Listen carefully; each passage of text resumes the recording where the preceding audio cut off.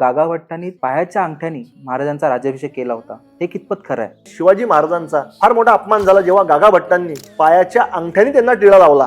किती मोठा अपमान आपल्या राजाचा झाला. तर त्यावेळेस एक अभ्यासक म्हणून मला खऱ्या अर्थाने तर पहिले हसूच आलं की मुळात असला कुठलाच प्रसंग काही घडलेला नाहीये. म्हणजे सर्वमान्य एक पद्धत होती त्यावेळेस की फार अदबनी तुम्ही बोलायचं, तोंडावर हात ठेवून बोलायचं, मोठ्या आवाजात औरंगजेबाच्या दरबारात तुम्हाला बोलता नाही यायचं, तुम्ही किती मोठे राजा असला तरी सुद्धा.